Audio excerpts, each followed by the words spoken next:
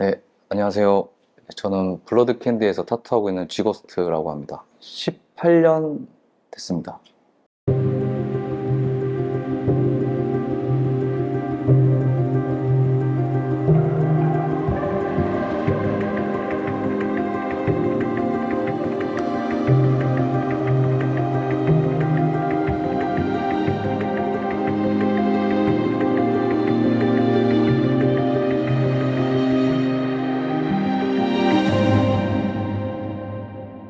처음 시작할 때 원래 의류 제작 일을 동업으로 친구랑 하고 있었거든요. 그걸 하고 있다가 이게 다른 일을 하면서 병행할 수 있는 성격이 아니구나 싶어서 친구한테 미안하다고 하고 타투만 하게 됐어요. 이거 뭐 몇 번 얘기했던 것 같은데 전혀 아무 뜻이 없고요. 처음에 닉네임을 임시로 고스트라는 닉네임을 하고 싶었거든요. 정해야 되는데 고스트라는 사람이 있더라고요. 혹시 겹칠 수도 있으니까 임시로 G 고스트라고 하자 해서 그렇게 했던 게 하고 이제 바꾸려고 그랬어요, 이름을. 근데 기회도 놓치고 시간 지나니까 뭐 사람들이 다 그렇게 부르고 있어서 계속 G 고스트로 작업하고 있습니다.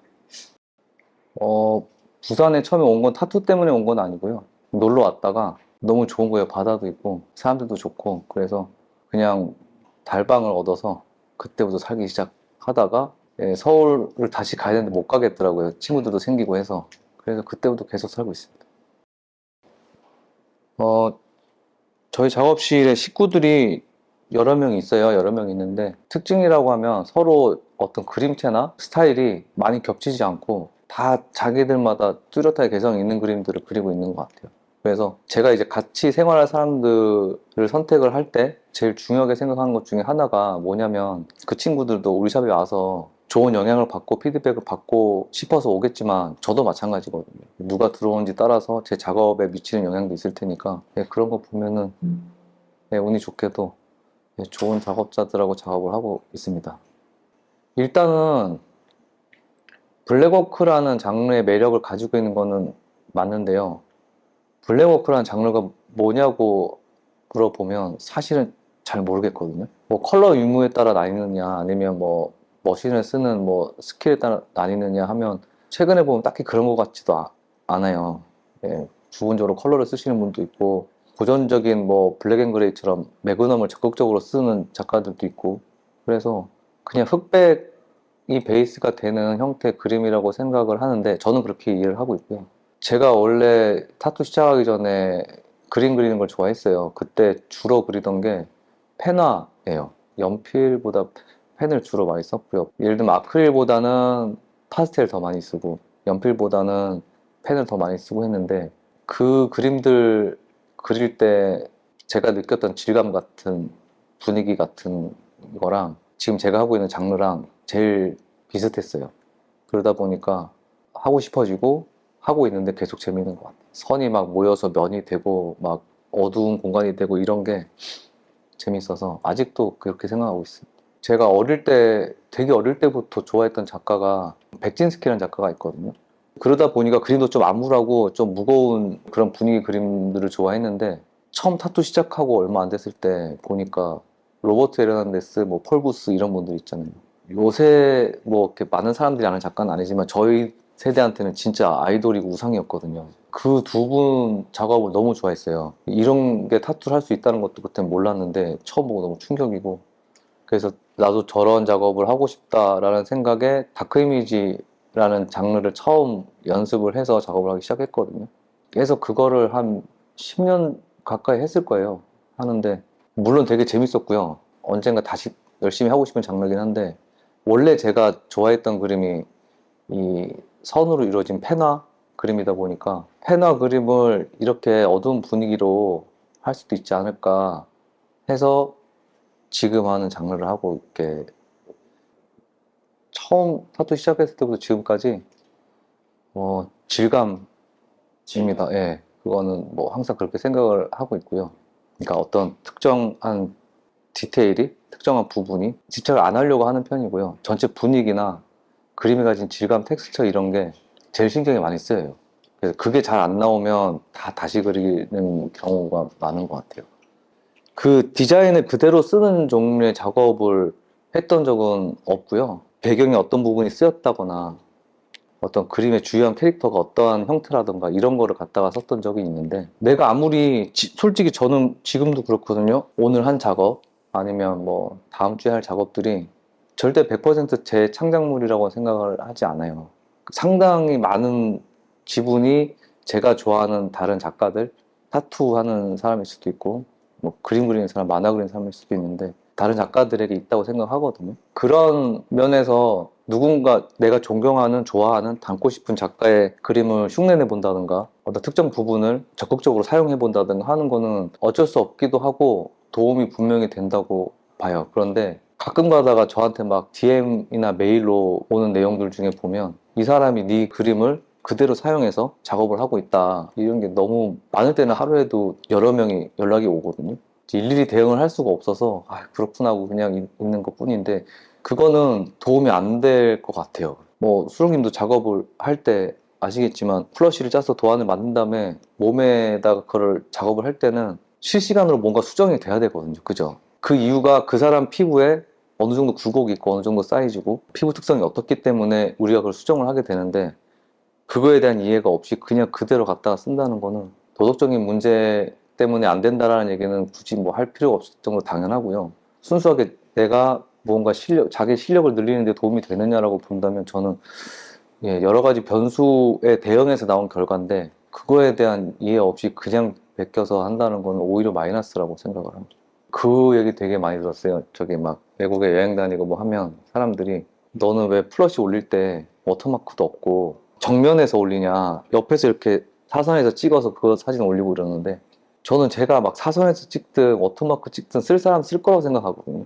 근데 그 사람들을 염두에 두고 뭔가 제가 포스팅을 하거나 저를 알리려고 홍보를 하는 게 아니라 저 좋아해주는 손님들, 제가 존경하는 주변 다른 작가들한테 어떻게 보면 알리고 싶어서 올리는 건데, 제 그림이 제일 잘 보이는 게 좋다고 생각해요, 아직도. 네.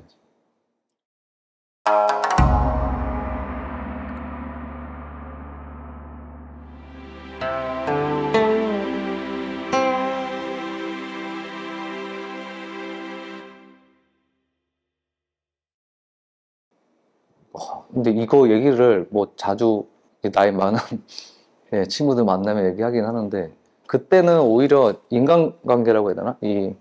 아는 타투이스트들도 제한적이고 만나는 사람들의 풀이 지금은 훨씬 적었어요.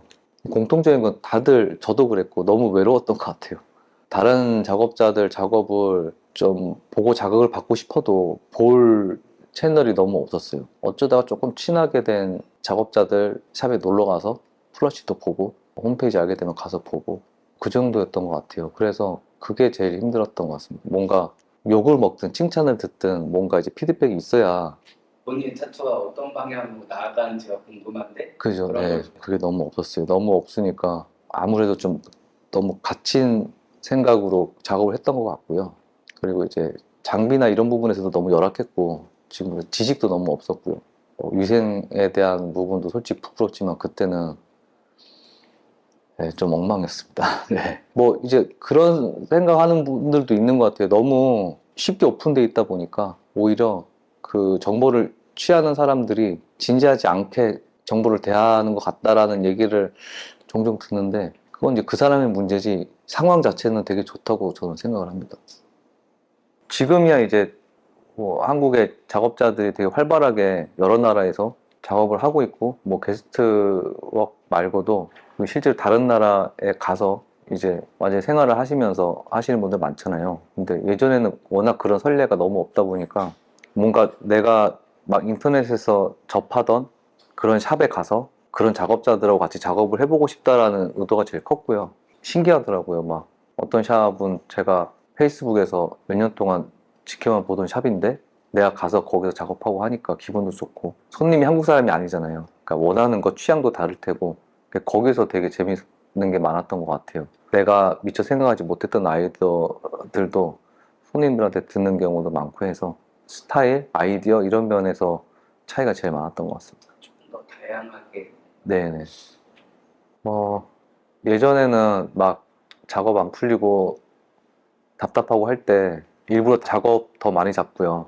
그림도 더 많이 시간 투자해서 그리고 그렇게 십여 년을 해왔거든요. 근데 최근에 든 생각은 힘드니까 어려우니까 손 놓고 있자라는 말이 아니라 영리하게 휴식을 가지면 슬럼프 극복하는데 도움이 된다라고 생각을 하게 됐거든요. 그거를 처음 써봤어요, 이번에. 올 여름에 제가 뭐 이러저런 상황 때문에 좀 너무 작업도 안 되고 해서 2달 정도를 쉬었거든요. 근데 저는 타투 시작하고 나서 제일 오래 쉬어본 게 2주를 쉬어본 적이 있어서 2달 쉬면 큰일 날 줄 알았어요, 사실은. 근데 쉬고 다시 하니까 오히려 좀 정신적인 면에서 체력이라고 해야 되나요? 그런 게 좀 회복된다는 느낌을 많이 받았고 다시 열심히 하고 있습니다. 2달 동안 쉴 때 뭐 하셨는지 여쭤봐도 돼요? 술 마시고요. 네. 그림 그리고 오토바이 타고 그랬어요. 술 좋아하시는 걸로 또 네. 유명하시죠? 네. 어떻게 소문이 그렇게 나서. 네. 이제 술 드실 때 그림 얘기, 타투 얘기 많이 하시는 분 있고 일 얘기 전혀 안 하시는 분들도 네. 있어요. 어떤 스타일의 쪽이세요? 이것도 신기한 게 바뀌었어요. 예전에는 술이 점점 취하면 사람들이 문신 얘기 금지라고 할 정도였거든요. 하도 제 작업하는 얘기, 그림 얘기 이것만 하니까. 근데 뭐 어떤 계기가 있었던 건 아닌데 나이 먹어서 그런가? 최근에는 진짜 안 하는 것 같아요. 그냥 일상적인 얘기 더 많이 하고 그런 것 같습니다. 저는 타투 얘기 하시는 분들이랑 술 안 마시거든요. 아, 그래요? 예. 네, 그런 얘기 많이 들었어요. 일하는 얘기를 밖에서까지 하고 싶어 하지 네. 않는 좀 취향이어가지고 네. 그런데 그리고 저는 네. 사실 타투이스트 분들 말고 다른 일을 하시는 분들을 만나는 걸 되게 좋아해요. 네, 저도 그래요. 네, 그게 훨씬 재밌고. 그러다 보니까 이 해온 시간에 비해서, 경력에 비해서 교류가 있는 타투이스트 분들이 그거에 비하면 많이 없는 편이거든요. 그러니까 오히려 음악하는 친구들, 아니면 뭐 다른 그림 그리는 친구들, 뭐 아니면 그냥 뭐 다른 일, 회사 다니거나 해도 저랑 다른 일상을 가지고 있는 사람들하고 술 마시고 친하게 지내는 게 더 재밌더라고요. 이거를 질문지 받고 생각을 해봤는데, 최근에 제일 고민은 뭐 건강 문제죠. 이제 나이도 먹고 하니까. 그래서 술도 좀 줄이고 운동도 해야 되고. 근데 이게 사실은 다 일하는 거랑 연결된 거라서 타투라는 직업이 아시잖아요. 이게 일상하고 너무 밀접한 직업이다 보니까 어떻게 연결이 안 되는 게 하나도 없더라고요. 이번에 처음 생각을 해봤거든요. 근데 어디가 좀 안 좋으세요? 요새? 아니요, 그런 건 아닌데 이것도 술 얘기인데 예전에 술 마실 때랑 다르더라고요. 못 마시겠어요.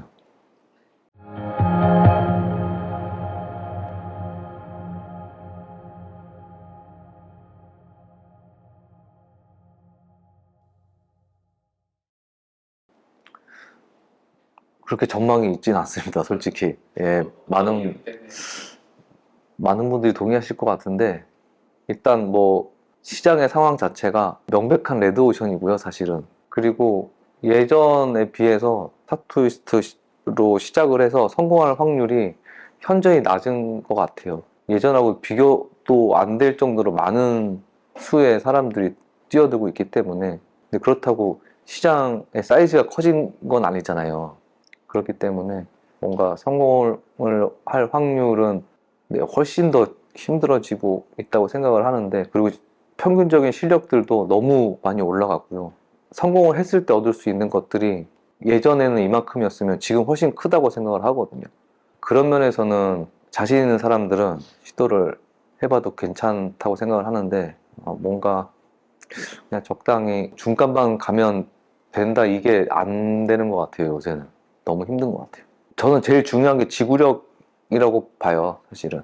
근데 그 시간 동안 견딜 수 있느냐 없느냐가 제일 큰 거라서.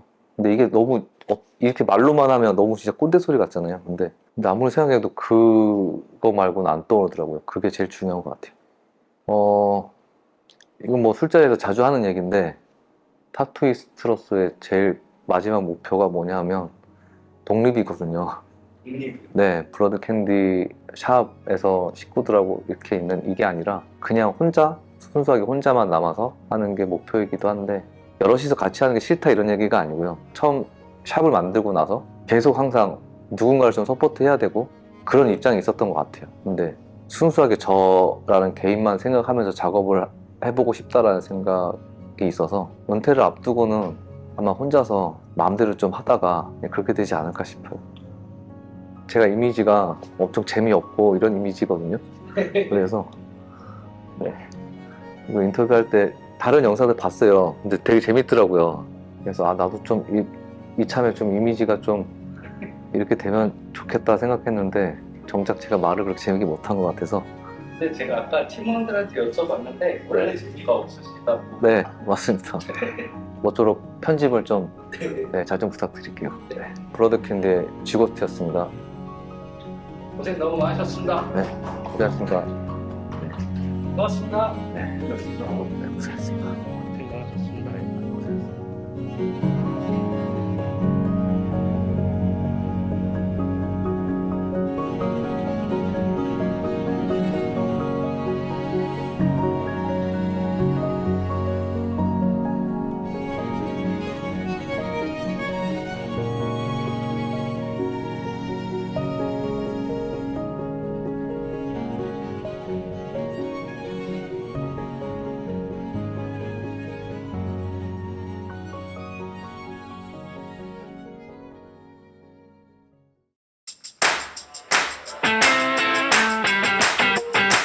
레드와이키키 채널은 오키나와를 한 통에 담았다 프리미엄 남성웨어 그루밍 브랜드 도어스 포마드와 함께합니다.